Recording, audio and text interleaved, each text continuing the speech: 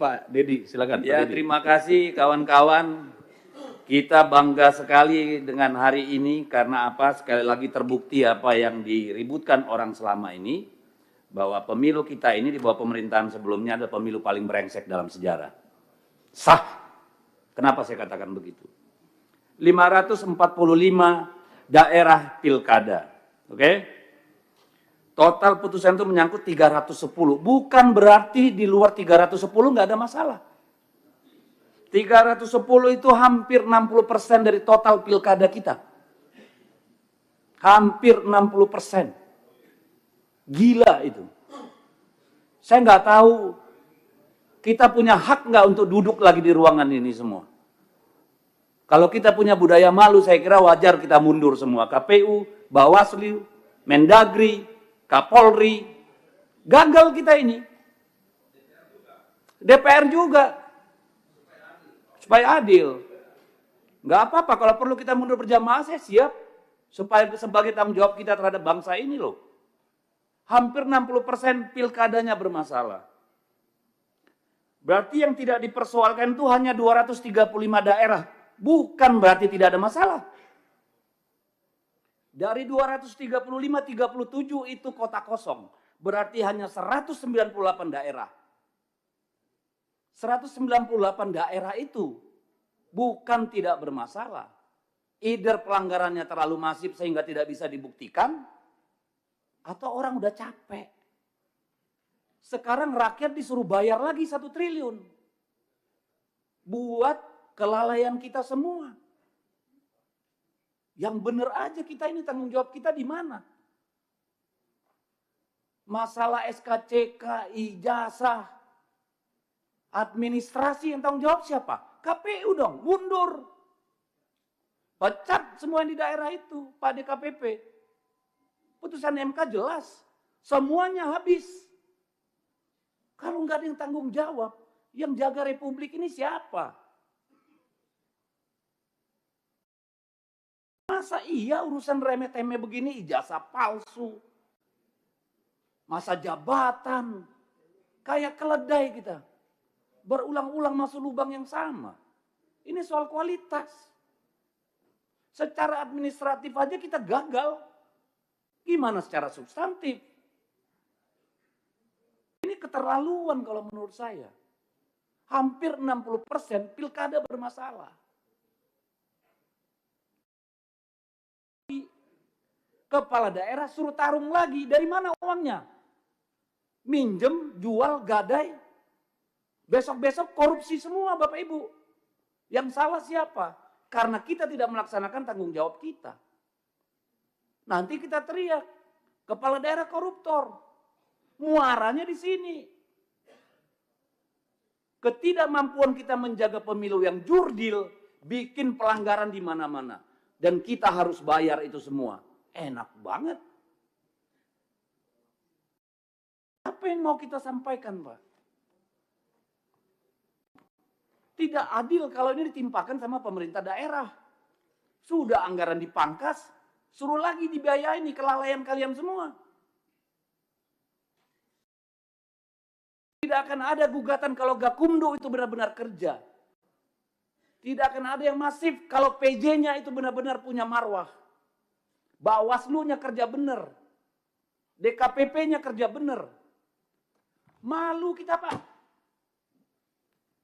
Ini bukan cuma soal anggaran, ini soal peradaban. Ini bukan soal teknis. Buat apa kita pemilu?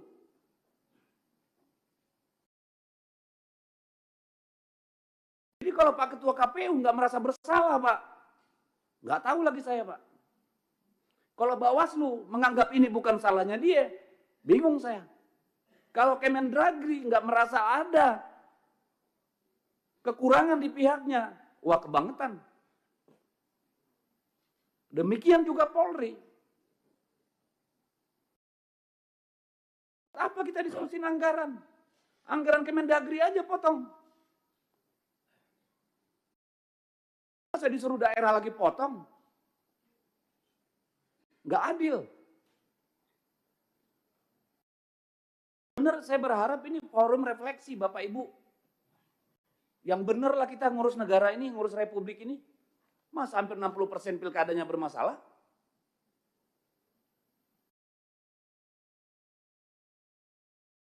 Kapan kita mau jujur, Pak?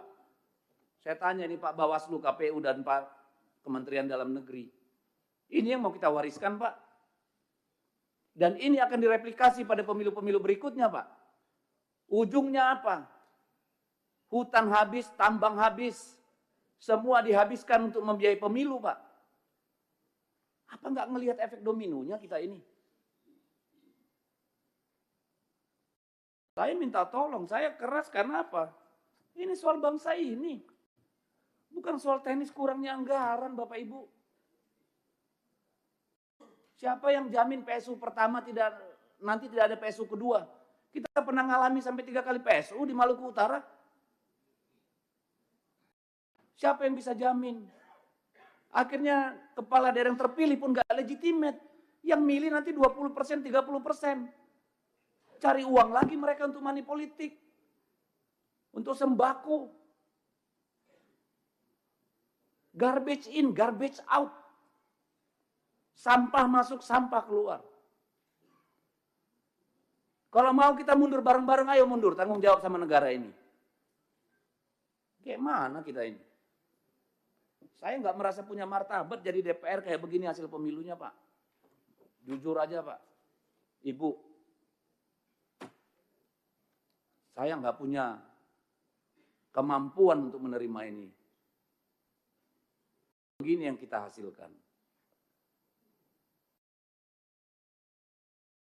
Kita semua bagian dari persoalan. Bukan cuma soal jabatan. Tanggung jawab kita pada anak-anak kita, Bapak Ibu. Masih ada nggak itu di dada kita? Masih ada nggak sih? Yang begini ini mau kita wariskan. Ini anggota DPR nih, semua ini babak belur, Pak. Berdarah-darah, Pak. Kemarin pemilu. Pemilu berikutnya. Apa yang berani bertarung di DPR, Pak?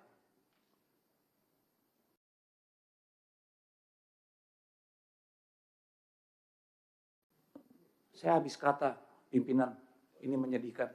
Kalau kita tidak melakukan koreksi pimpinan, besok-besok jadi anggota dewan tuh perlu 50-100 miliar pimpinan.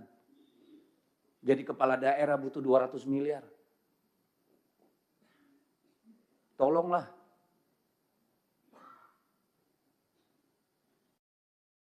Saya minta tolong. Saya minta tolong bapak-bapak, ibu semua mundur. Kalau nggak berani mundur sendiri, saya ikut mundur. Nggak benar begini. Terima kasih Pak Dedi.